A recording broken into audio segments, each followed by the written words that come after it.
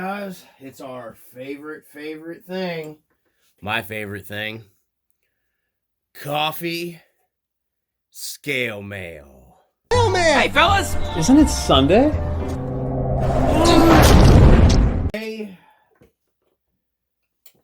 we are getting into, I'm going to do the first part of this. This will be on my phone. And then the phone, I'm using my phone because it does have a little better picture quality, in my opinion, than this does. Inside, and for sure it does. So we're going to be, this is the Akaso V50 Pro, and I'll go over the stuff when the video switches over here. I just wanted to give you a look at this. It's a nicely built little action camera. Has touchscreen in the back with all the controls. The interface is easy to control. The mic, I'm not real impressed with the sound quality. Your card goes in the side right here. I like how you can just press your card in and out and it pops out. I like that right there. Makes it, really easy to get your card in and out. You don't got to worry about, like most of them, put them under the door. It's fiddly. You can charge and run the camera on direct power while you're recording here. And then it has a transfer here too. It does Wi-Fi. It has an app. It's a nice rubber impact case. The two buttons up top here, recording. This all lights up LED. You'll see here when it does your Wi-Fi. When your Wi-Fi is on, your Wi-Fi will turn on. Right now the Wi-Fi is not on. This will light up when the Wi-Fi comes on. It's a decent little camera. It comes with two batteries.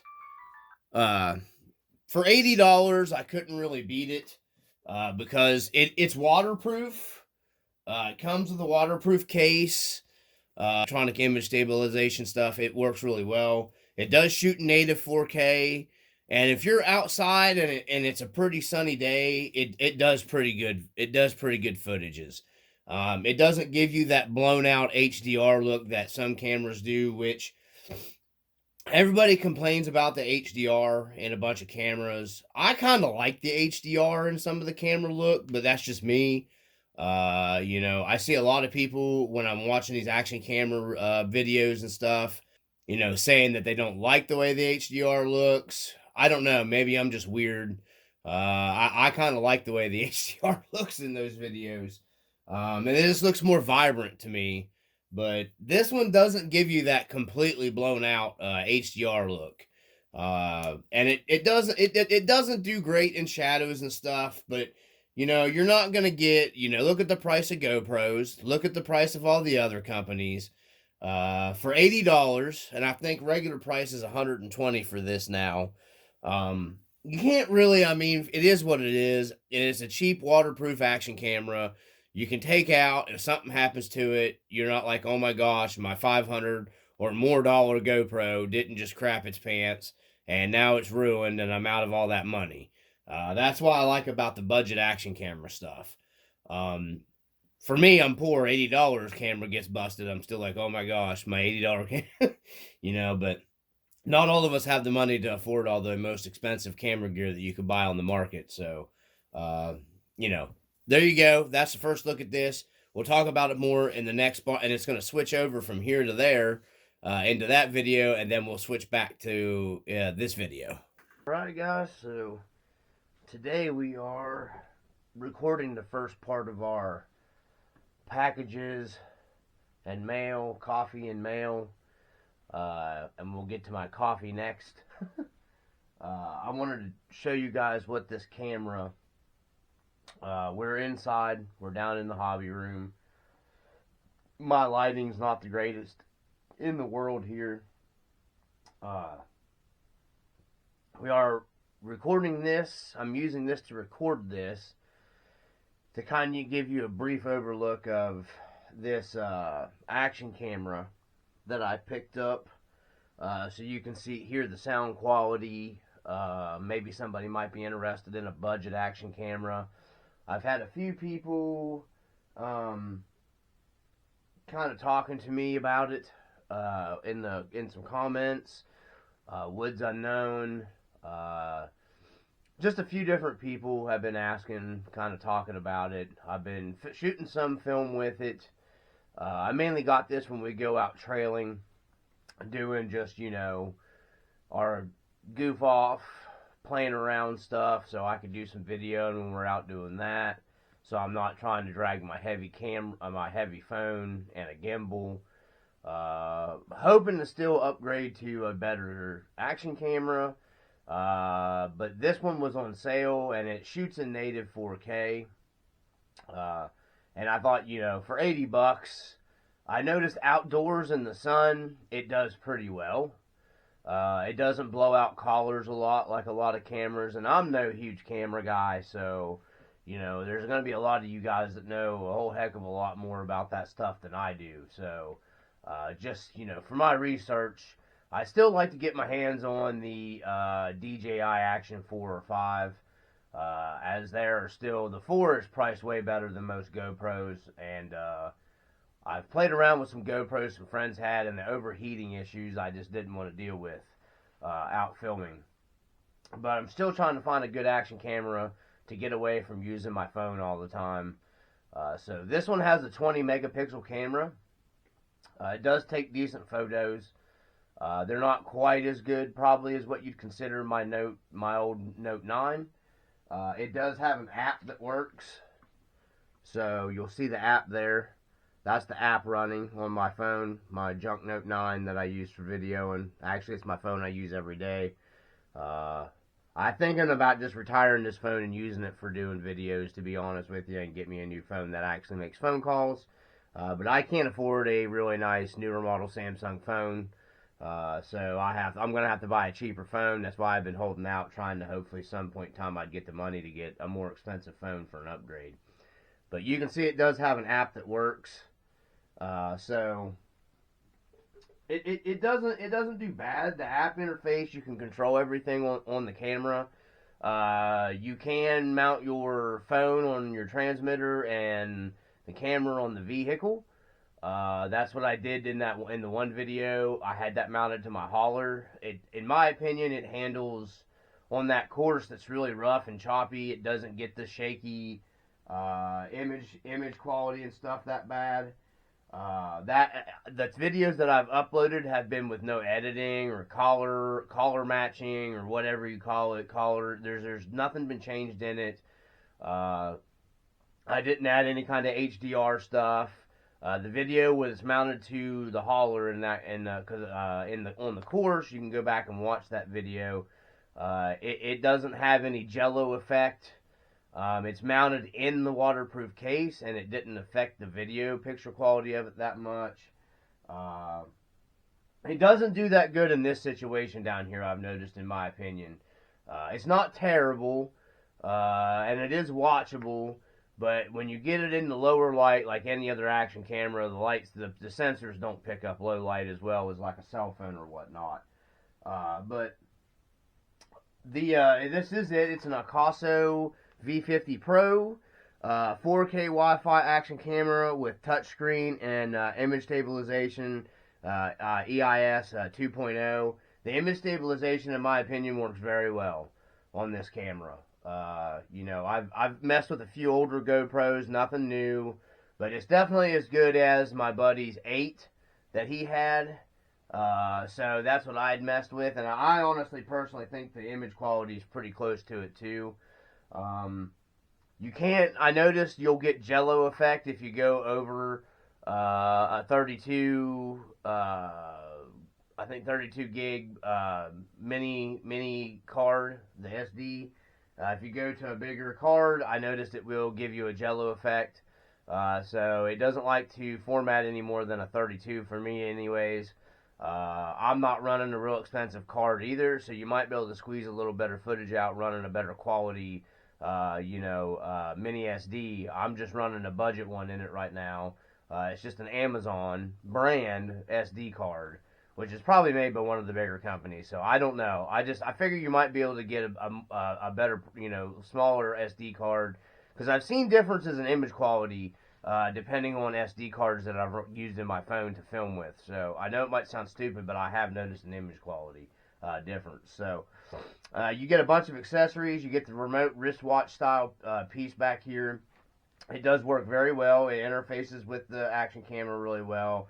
It comes with I'm not going to take all the accessories, you know. Basically, it comes with a bunch of different, comes with your handlebar accessories for like a bike, a motorcycle, whatever. It comes with your waterproof case. It comes with 2 batteries and a charger and the charging cable, which is pretty cool. It comes with 2 batteries. It comes with a bunch of straps for the wristwatch. It comes with what they call a spinner, quick start guide. It comes with some zip ties, a bunch of your GoPro style mounts. Basically, I mean, I'm not going to get too far into it. If somebody else wants more about it, I can. It does shoot 4K at 30 FPS, and it has a 20 megapixel camera. Take photos. It has a touchscreen in the back that works very well, in my opinion, for what you're paying for the the camera. And it has an app, and you can go to Google Play and download it. So you guys can go back and watch those videos. The video I shot with my buddy, with my Bruce Ruptor and his Blue Marlin, that video, the first part of that was shot. I had been recording with this camera for several hours, and the battery had crashed down and went dead.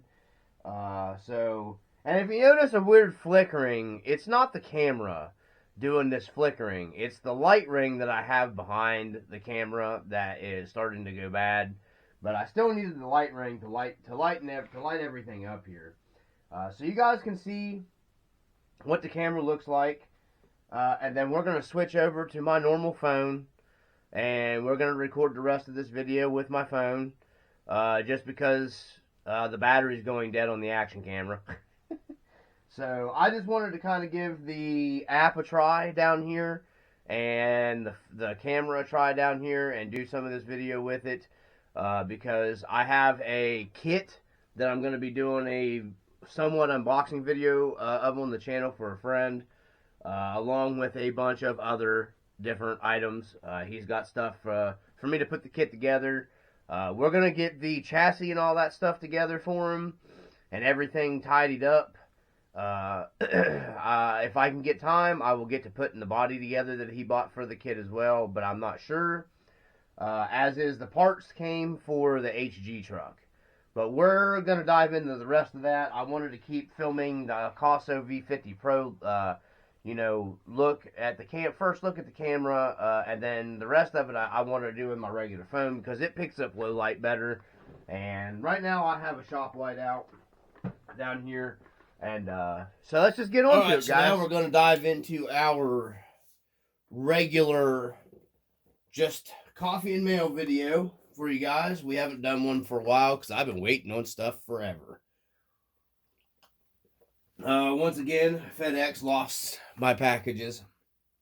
Go figure. 2 of them were Amazon. I'm sorry, 2 of them were eBay, not Amazon. It's early morning for me. So, I ran into an issue trying to put the RC four-wheel drive back glass window piece in the HG body, and it just did not fit. So I ordered the Tamiya. I ordered 1. They sent me 2. So can't beat that. I don't even know where I ordered these from. But these will fit the HG. They fit the HG perfectly. The only problem you're going to have is you're going to have to tape up your back window when you do your painting. Because the back window is not removable in this frame for the HG truck or the Tamiya. So I ended up modifying the RC four-wheel drive one, and I mean modifying it a lot to get it to fit in the back of that properly. And I will be going over a separate video of the HG truck, what I did to fix the issues with that. Because if you're planning on putting the RC four-wheel drive back piece in that cab half piece wall in that body from HG or the Tamiya, it's not going to work.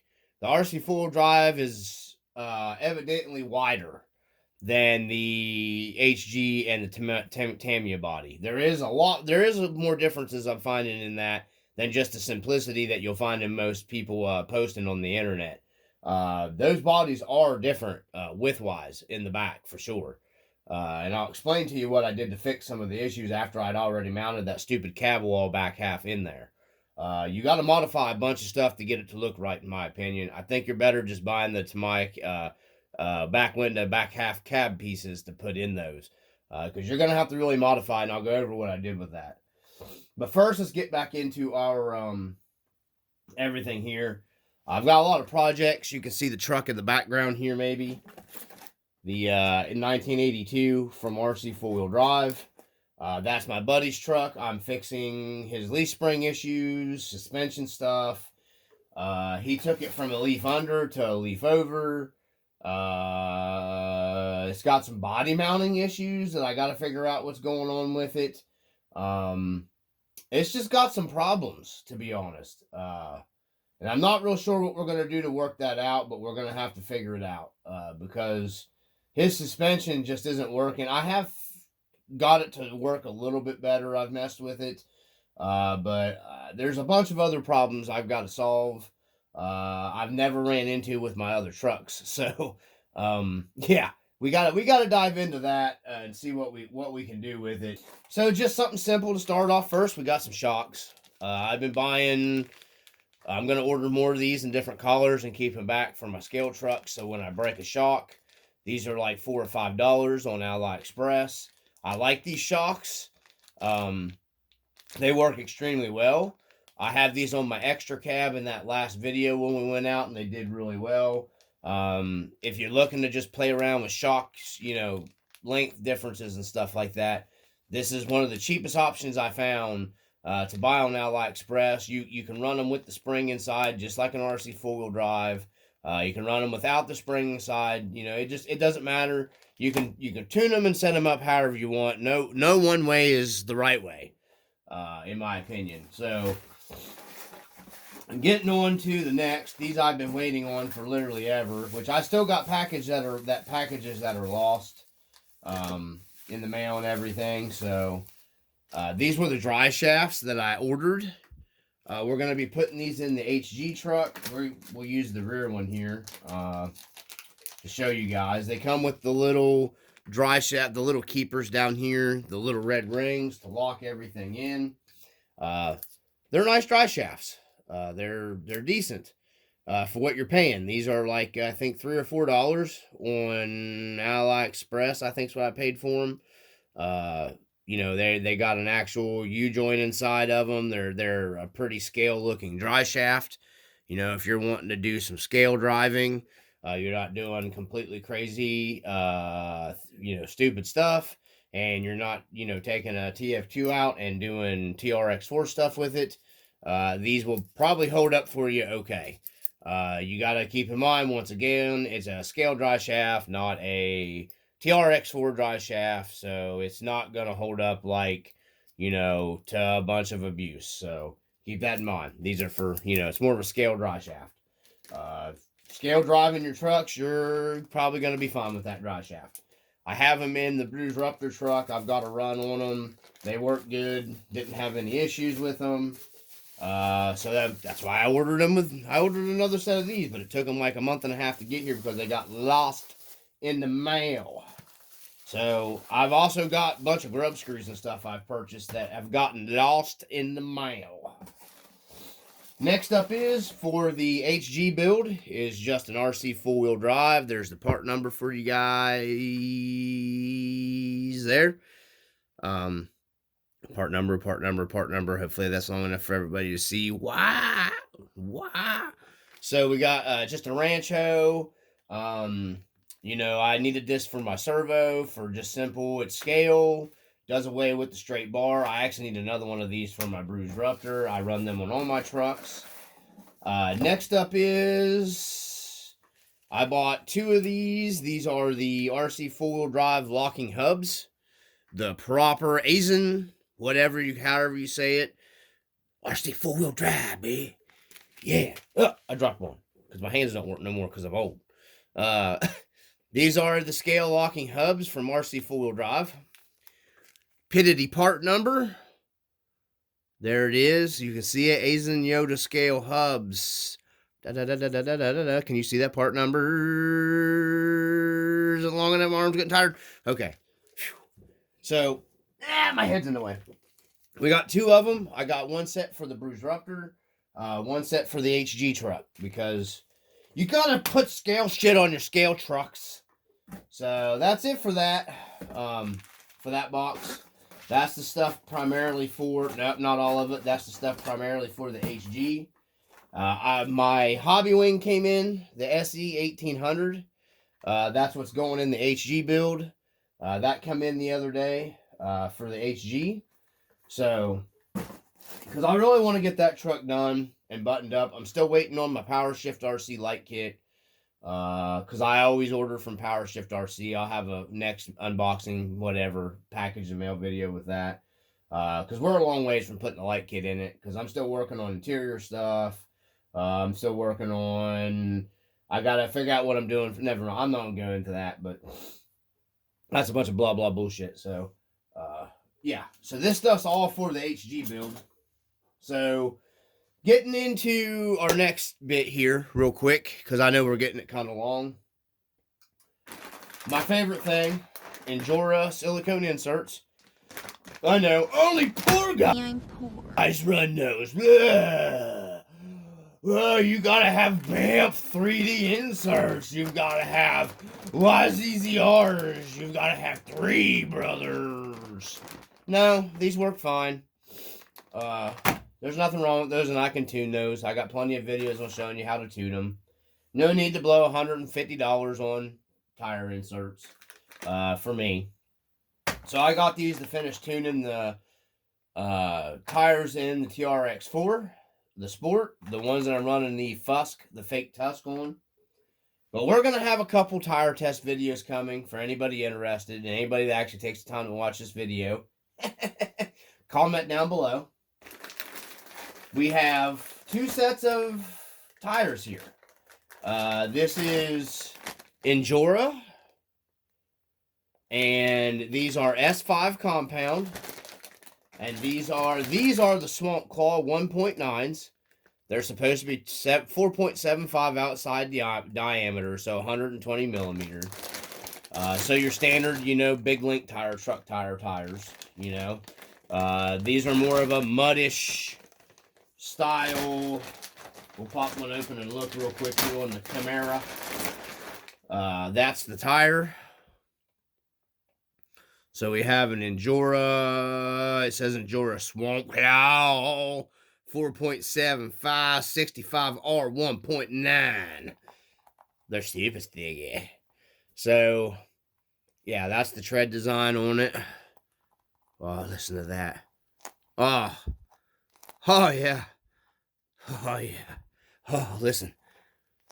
Oh, yeah. And it stinks, too. So, yeah.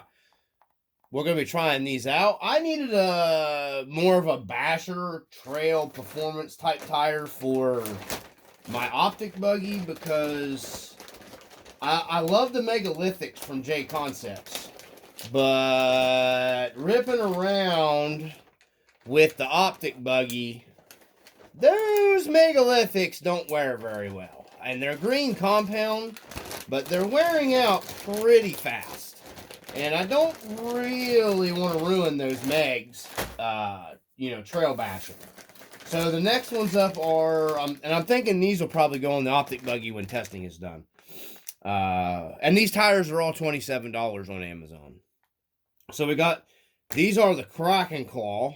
The other ones were the Swamp Claw. And these are 4.19. I love how they say 4.75 outside diameter. Mud Terrain MT tires. But they say 122 mil. So these are 122 mil. These are 120. But they're both a 4.75 tire. Their measurements might be a little off here, if you know what I'm saying. But these are definitely, in my opinion, more of an aggressive, and they're all S5 compound. These are super aggressive is why. These are the ones I wanted for the Optic buggy. Man, listen. Oh, yeah. And that's with the foam in them. Oh, yeah. We're going to be running all these on the stock foams, because that's what we're going to do. If you're going to test them, you're going to test them. Probably run them, probably vent them. Because I'm starting to vent all my tires. I'll probably go ahead and vent them. I haven't fully discovered or fully decided yet. Now, here on the sidewall, it says 4.80. So it doesn't say 4.75 like the other tire. It says 4.80 by 1.65 by 1.9. So yeah, this is a little taller of a tire than the Kraken. Than the wait a minute, which ones are these? These are the Kraken Claw, and those are the Mud Claw, Swamp Claw.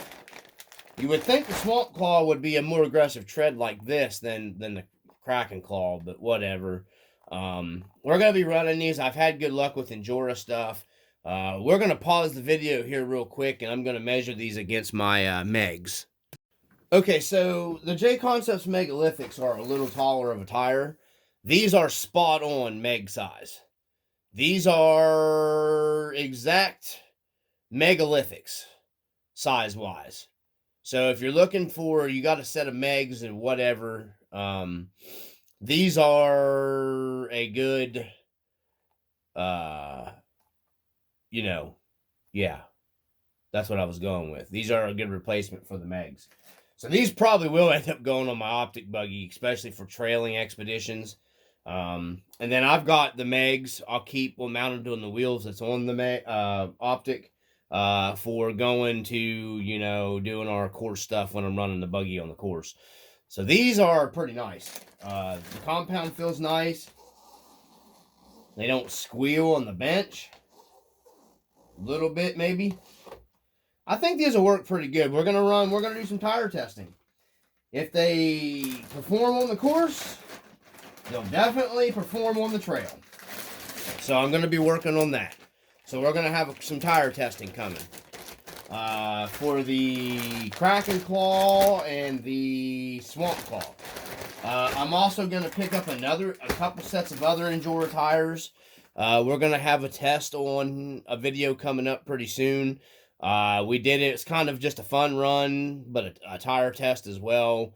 If I can get the stupid wind noise edited out of the video, we will have that tire test on to show you guys. There's some budget, and I'll put a link for them. I'm going to order a set of them because they worked pretty good on the course the other day with my buddy. I'm ordering a set of those just to have, because I'm just kind of buying stuff and putting it up for right now because of the tariffs and stuff that are coming in. So, yeah. So let's wrap this up, guys, from the RC Dungeon. We got, packages and mail. I hope everybody is, doing well, and they're happy and they're healthy, and you're getting wealthy. I doubt too many people are that watch my channel or the wealthy part. But I appreciate everybody that's still watching. I appreciate everybody, just hanging out and enjoying the content. I've got really good subscribers on my channel, and I just wanted to say again, thank you all for subscribing. So, yeah, don't forget to check out some of the good channels I follow. Woods Unknown, WV Redneck in West Virginia R Us. He's got, some cool stuff. Check out, RC Jono. I'm going to make a list, guys, and throw out there of some YouTubers I've been watching. I've been trying to catch up. There's a bunch of people I'm behind on watching content. I got to watch Jerry's RC's video on the Axial Unimog. I'd love to get my hands on one of those Unimogs just to have it. I love the 6x6 stuff. So just in closing here, yeah, check out some of those guys. I will try to go ahead and, my next video, I'll try to make a list of everybody. And then do, shout outs will be coming in our, RC Real Talk video. Or either it may be fireside chat. I don't know, because I think I'm going to shoot a fireside chat about the tariff stuff coming up. Because it's going to affect our hobby, and everybody seems to be talking about it, and I figured I'd just share my take on it, because that's what fireside chat's about. It's a lot like RC Talk, but, a little more user-friendly. with the verbiage. So from RC Dungeon, I hope everybody, like I said, just happy, healthy, and getting more wealthy, and everybody's doing well. If you guys got any questions, comments, put them down below. I will put links for these items that you've seen in this video today from the RC Dungeon. Peace.